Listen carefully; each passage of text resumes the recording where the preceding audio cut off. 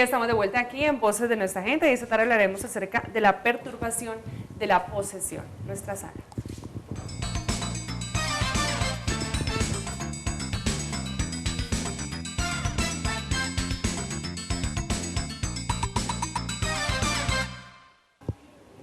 Para hablar sobre este tema se encuentra con nosotros el abogado civil Adelmo Lucio Portillo. Él es asesor del área civil de consultorios jurídicos de la Universidad Cooperativa de Colombia, sede Pasto. Muy buenas tardes, bienvenido. Hola Mónica, qué gusto saludarla, me agrada estar en su programa. Muy bien, bueno, empecemos por comentarle a nuestros televidentes qué podemos nosotros calificar como perturbación de la posesión. Bueno, mire, lo que pasa hoy, coyuntural al tema de la paz, por ejemplo, lo que estaba hablando hace un momento en este programa, la paz se construye desde la tranquilidad doméstica. Tanto es que cuando no hay tranquilidad en el domicilio, cuando no hay tranquilidad en el barrio, ya son hechos perturbadores y generadores de violencia. Por ejemplo, cuando el vecino agrede verbalmente o hace vías de hecho para perturbar al otro vecino, desde allí comienza la violencia, o cuando las pandillas que se conocen se sientan en un andén de su casa, por ejemplo, y están departiendo hasta altas horas de la noche, eso ya es un hecho generador de violencia. Entonces mire que esos asuntos que parecen mínimos, que son tan domésticos, también influyen en la intranquilidad y generan hechos violentos y alteran la paz de cualquier comunidad. En este caso, que usted me pregunta sobre la perturbación en sí a la posesión, hace referencia a que son actos ilegítimos que hace otra persona para intranquilizar, digamos, de alguna manera a la persona que está haciendo uso de su posesión, de su tenencia o de su propiedad. La perturbación bien puede ser en su domicilio, que son los llamados bienes inmuebles. Por ejemplo, me explico los bienes inmuebles. Cuando usted tiene una parcela en un sector rural y la persona, el colindante de al lado, le tala, por ejemplo, su cultivo de hortalizas, o le daña una cerca, o en su muro de su residencia le provoca una humedad y le daña una pared, que eso es la cotidianidad que nosotros absolvemos esa consulta ya en el consultorio jurídico. Entonces, ¿qué es lo que se pregunta? La persona afectada acude a nosotros para que nosotros le devolvamos o le busquemos el mecanismo para que esa persona le regrese esa tranquilidad que tenía en su inicio. Eso es más o menos, esa perturbación es la alteración de la tranquilidad que yo tengo en mi convivencia normal de cada día. Bueno, muchas veces, por ejemplo, se presentan situaciones cuando un vecino, por ejemplo, le parquea a uno el carro en el sitio donde, por ejemplo, ahí al frente de la puerta y uno debe entrar el carro y le toca, pite, busque al vecino a ver quién es el dueño de ese carro. ¿Eso también hace parte de este proceso de perturbación? Puede ser, lo que pasa es que si ese acto es repetitivo, obviamente, lo que usted dice, si yo tengo que entrar a mi casa, ingresar mi propio vehículo, y la persona de al lado, el vecino, deja todos los días un camión, por decir algo, o otro vehículo, y yo no puedo ingresar a mi propia residencia, pues ya se está generando un acto perturbatorio, desde luego. Y hay medidas que habrá que tomar con las acciones legales que hay para ese evento. Bueno, hablábamos también que, por ejemplo, hay situaciones donde los vecinos, las casas, por ejemplo, comparten un muro y tienen, por ejemplo, a veces problemas con las tuberías, con humedades. Allí también se puede presentar situaciones de estas. Ese tema es el de mayor uso en la vida cotidiana de las personas. Lo que pasa es que aquí en Pasto, de tiempo atrás, las construcciones no eran tan técnicas y cada quien construía a motu propio su residencia y no canalizaban bien la parte hidráulica. De manera que se rompe un tubo y desde luego le daña la pared. ¿quién lo produce? El vecino. Entonces esta persona es la obligada a corregir esa filtración de agua y devolverle a su estado inicial que tenía. Si mi pared estaba sana, estaba pintada, estaba estucada y el infractor o el perturbador de ahí al lado fue el que me causó ese daño, él está en la obligación de reparar ese daño. Y mire que en consultorio jurídico, que es nuestra función social, allá las personas que acuden son de los barrios humildes y que a ellos tienen mucho costo, por ejemplo, hacer este tipo de reparaciones. ¿Cómo puede entonces una persona buscar la ayuda de ustedes o la asesoría? ¿Y qué tipo de asesoría le brindan ustedes para que esta persona pueda llevar a buen término este tipo de situaciones? Inicialmente, pues, dada que la idea es de buscar alternativas de conciliación, lo que se le dice a la persona cuando hace esta consulta es que lo requiera y le diga, mire, por favor corríjame esta situación incómoda que tengo. Si no lo hace, entonces se busca el mecanismo alternativo inicial de conciliación, en donde en la audiencia de conciliación le dice, mire, yo tengo esta perturbación, yo tengo este hecho que me está dañando mi bien inmueble, por decir, y usted tiene la obligación de corregirlo. Si no lo hace, entonces nosotros procedemos a asesorar para que se inicie el proceso policivo de perturbación a la posesión, que es un asunto rápido, por así decirlo, expedito, en donde el afectado se convierte en querellante y presenta la querella respectiva ante la inspección de policía, en este caso de la ciudad de Pasto, pues a las inspecciones civiles se someten a reparto para que a su vez, una vez repartido el asunto, el inspector que se haga cargo de ese tipo de proceso iniciará la acción policiva que corresponde. ¿Qué sucede si no hay una respuesta positiva de parte de esa persona a la que se le empieza un proceso policivo? ¿Me habla usted de la conciliación inicial? Ajá, sí. ¿Qué sucede? O sea que si, por ejemplo, listo, yo voy y busco a mi vecino, le digo, venga, yo necesito que me colabore porque vea lo que me pasó. Y dice, no, yo no voy a solucionarle, yo no tengo por qué solucionarle. ¿Qué sucede allí? Puede tener dos alternativas. Por ejemplo, si el asunto es grave, se convertiría ya en, y si hay una intención ya maliciosa, dañosa de la parte que perturba, podría convertirse ya en un delito penal de daño en bien ajeno. Tendría esa opción de acudir a la fiscalía y presentar una denuncia penal por daño en bien ajeno si las circunstancias ya tienen esa connotación.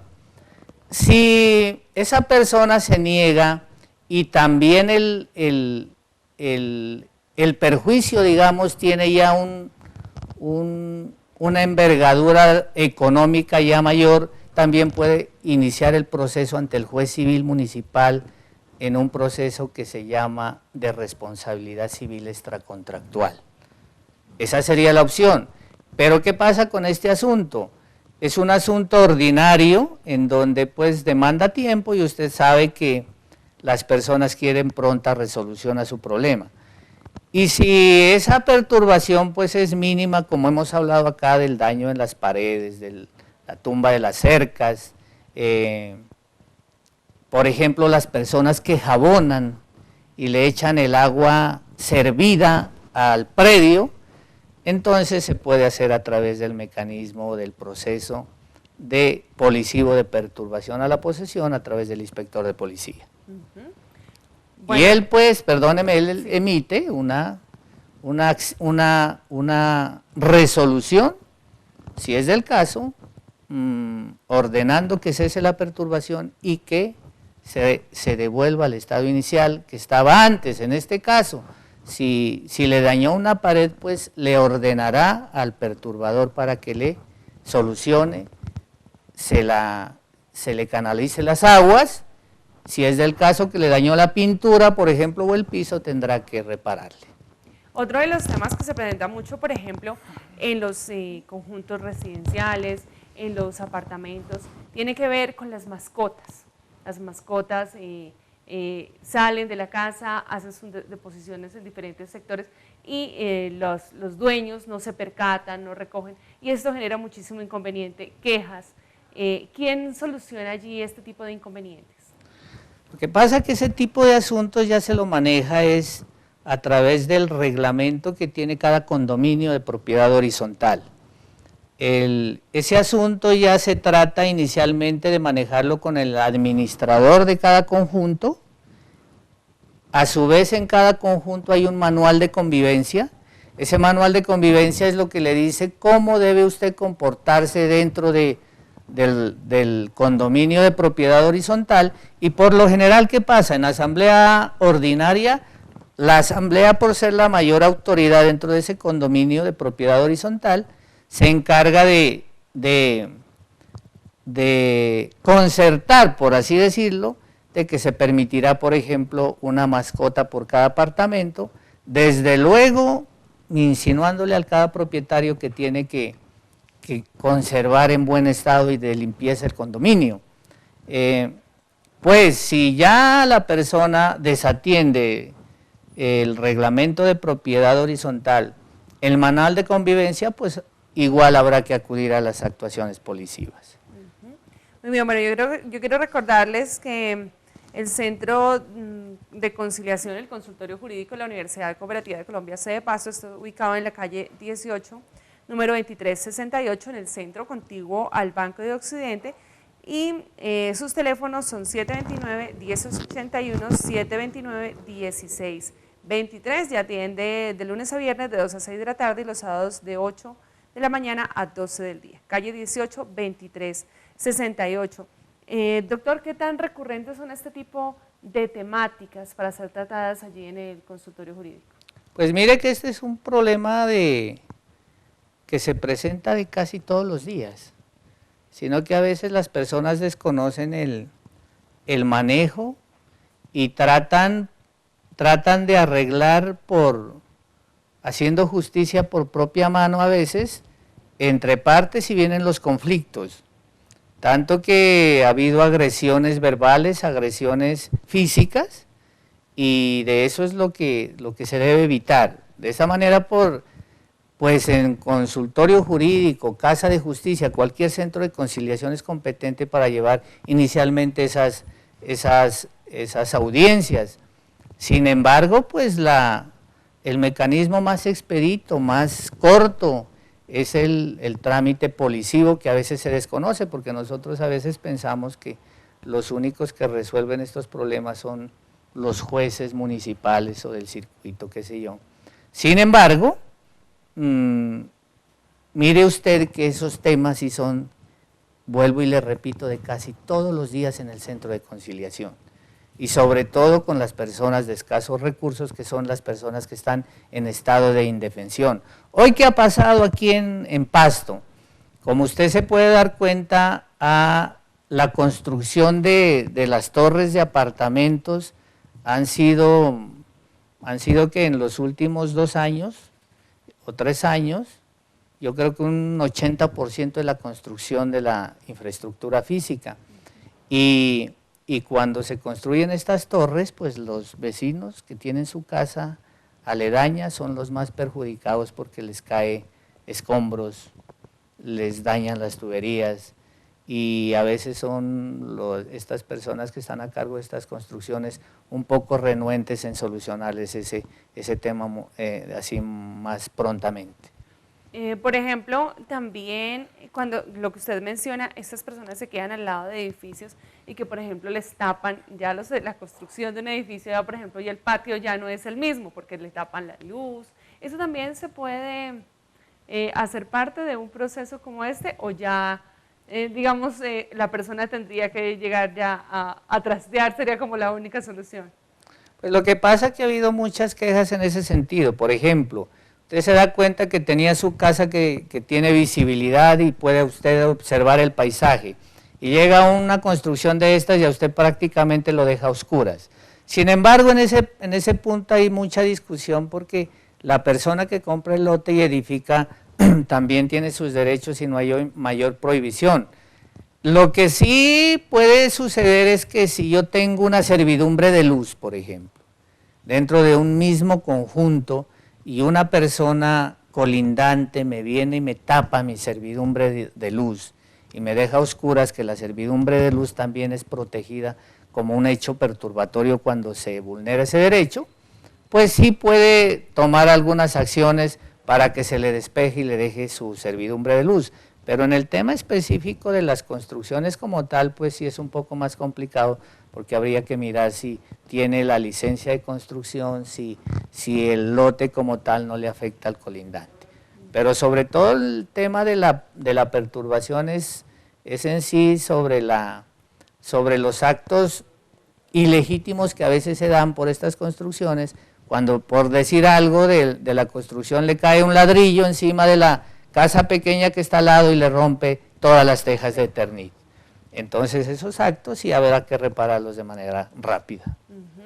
Muy bien. Bueno, este tipo de situaciones pueden llegar incluso a una sanción económica, a una demanda mucho más fuerte cuando ya no hay un daño, cuando ya no hay un arreglo del daño, o el daño es mucho más grande. Claro que sí, porque usted mire que el perjuicio ya le implique, por decir algo, un ejemplo, usted habrá que reconstruir un muro, habrá que reconstruir una instalación hidráulica, entonces que usted invierta perfectamente 2, 3 millones de pesos o 4 millones de pesos, desde luego que usted puede iniciar el proceso ya con el juez competente para una demanda, para que se le restablezcan o se le indemnicen esos perjuicios. Claro que sí, y a veces las personas desconocen este tema y arreglan por sí solas el problema, teniendo la herramienta de que se le sea reparada la tranquilidad en primer lugar y los perjuicios económicos a la vez. Otro de los temas que muchas veces se presenta, y sobre todo en estos conjuntos residenciales, los apartamentos, tiene que ver a veces con las rumbas, con las fiestas que se realizan en los apartamentos contiguos o en las casas contiguas, hasta altas horas de la noche o muy temprano en la mañana, con música a muy alto volumen. ¿Allí hay alguna posibilidad también de ejercer este derecho? Claro que sí, el Código Nacional de Policía y el Código Departamental de Policía, y en los últimos años usted se ha dado cuenta que se ha fortalecido esa parte, tanto que si usted es perturbado de manera continua en altas horas de la noche con el volumen alto, puede acudir inicialmente a la policía para que se tome el correctivo inmediato. Y si ya se vuelve repetitivo esta acción, pues tiene el proceso que ya estamos hablando de perturbación a la posesión, que es prácticamente que se le restablezca la tranquilidad. Entonces, tiene uno derecho a exigir que, por ejemplo, el vecino le baje el volumen y deje descansar. Y en los condominios de propiedad horizontal usted sabe que el manual de convivencia le exige a usted vivir en comunidad, y esas reglas a veces nosotros no las hemos puesto en práctica, porque las personas en la sociedad de Pasto, los condominios de propiedad horizontal son prácticamente nuevos, relativamente nuevos, porque antes usted tenía independencia en su casa y guardadas proporciones decía yo aquí puedo hacer lo que yo quiera, que eso tampoco es cierto, porque usted tiene sus limitaciones como ciudadano. Sin embargo, pues en los condominios es donde más se aprecia que usted como copropietario tiene que observar unas reglas de convivencia y vivir sin perturbar al otro. Exactamente, esa parte que va a llegar. Bueno, una cosa es el manual de convivencia de un edificio, de un conjunto residencial, pero bueno, ¿qué sucede con el vecino cuando yo no vivo en un sitio así, sino en una calle común y corriente? Igual tiene el derecho de exigir a los medios de control de cada municipio de que a usted le brinden esa tranquilidad. Hoy en día, por ejemplo, antes, hace algunos años, se acostumbraba sobre los autos que andaban por las calles a alto volumen con su amplificación. Eso prácticamente ya está restringido y controlado por los órganos de control de la policía. Igual en las casas aledañas no necesariamente tiene que ser un conjunto residencial para que usted goce de la tranquilidad. Esos mecanismos están instituidos por la ley y uno puede hacer uso de ellos. ¿Qué otros temas de asesoría civil se presentan así, con mucha frecuencia en el Centro de Conciliación de la Universidad Cooperativa de Colombia, sede Pasto?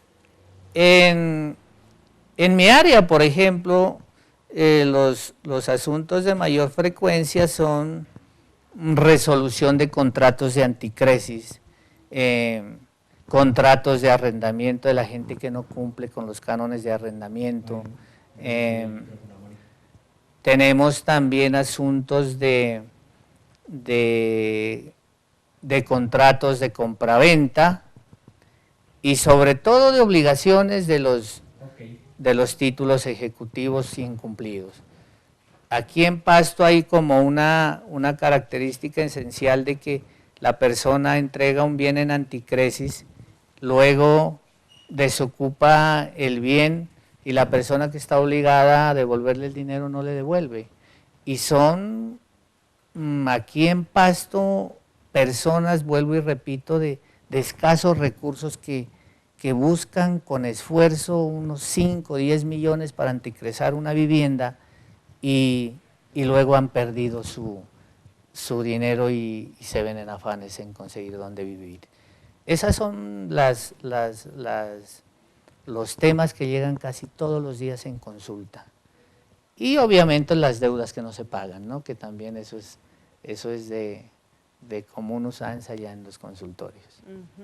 Doctor, venga, usted acaba de tocar el tema del anticres, que es una figura que yo quisiera que usted me comente, que solo de alguna manera existe prácticamente aquí en el departamento, que ya en otras ciudades ya no existe y que más tiene que ver como con la buena fe y porque realmente es muy difícil demostrar toda esta situación. Sí, el anticresis, tanto que aquí lo han denominado el anticresis nariñense, porque si usted va a otras ciudades del país no consigue esta figura como tal. Tanto es así que el Código Civil, la norma civil, no aparece regulado este tema como tal en el empeño que se conoce aquí en Nariño, en Pasto. El anticresis se conoce como la figura del empeño, en donde dice usted, le entrego un bien, usted me da un dinero. Como le empeño un televisor, le empeño una casa. Correcto. Y entonces esa figura prácticamente es de aquí del departamento y la normatividad que se aplica para resolver este tema, tanto que se ha configurado en un contrato atípico, porque el código como tal, la norma como tal, no acoge esta figura del anticresis, por decir algo, de vivienda urbana. En Nariño existe esa costumbre, sin embargo ha ido desapareciendo de manera paulatina, pero todavía existe. De todas maneras, existen herramientas jurídicas para hacer cumplir esos contratos de anticresis. Muy bien, bueno, entonces hagamos una invitación a nuestros televidentes para que las personas que quieran solucionar el tipo de problemas con los que hemos tratado en esta tarde puedan acercarse al consultorio jurídico de la Universidad Cooperativa de Colombia, sede Pasto. Pues sí, mira, a la comunidad de aquí de Pasto y a la comunidad de aquí de Nariño, en la Universidad Cooperativa, que está catalogada en sí por ser un centro de conciliación con alta técnica en el tema de resolución de conflictos, pues todos los asesores y mi persona, en este caso en mi área, estamos prestos para atender a toda la comunidad, sobre todo a aquellas personas que están en estado de indefensión, porque la idea es del consultorio jurídico fortalecer esta parte de la resolución de los conflictos, partes menos favorecidas, pues cumpliendo con la labor social que nos identifica. Muy bien. Quiero recordarles que entonces el consultorio jurídico de la Universidad Cooperativa de Colombia está ubicado en la calle 18, 2368. Esto es contiguo al Banco del Occidente, aquí en el centro, muy cerca a la Plaza de Nariño. Entonces se encuentran ustedes este consultorio. Muchísimas gracias. Entonces al doctor Adelmo Portillo por habernos acompañado, por haber estado esta tarde en Voz de Nuestra Gente. ¿Hay una pregunta? Tenemos uno de nuestros televidentes que quiere hacer una pregunta a nuestro invitado. Sí, buenas tardes. Buenas tardes.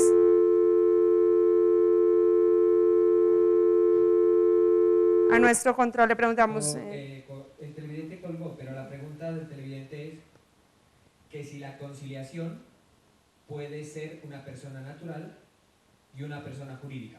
Entonces nos comentan que si la conciliación puede ser una persona natural y una persona jurídica, contestémosle a nuestro televidente a pesar pues, de que no quiso comentarnos así, no pudo comunicarse con nosotros. Sí, de los requisitos, digámoslo así, uno de los derechos es de que puede reclamar la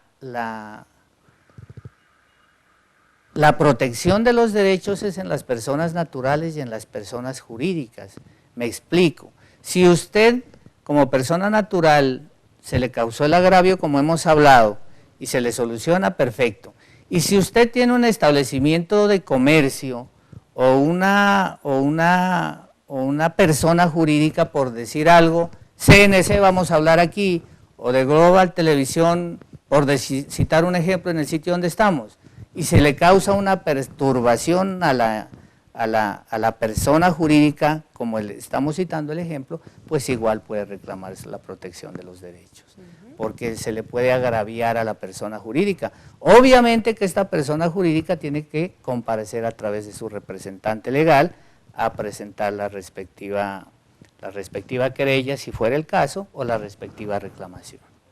De manera que es totalmente viable. Muy bien, bueno, esperamos haberle dado respuesta a nuestro televidente. Le agradecemos entonces nuevamente al abogado por habernos acompañado, al abogado Portillo por habernos acompañado en esta tarde. Qué gusto y con mucho placer y gracias por haberme invitado.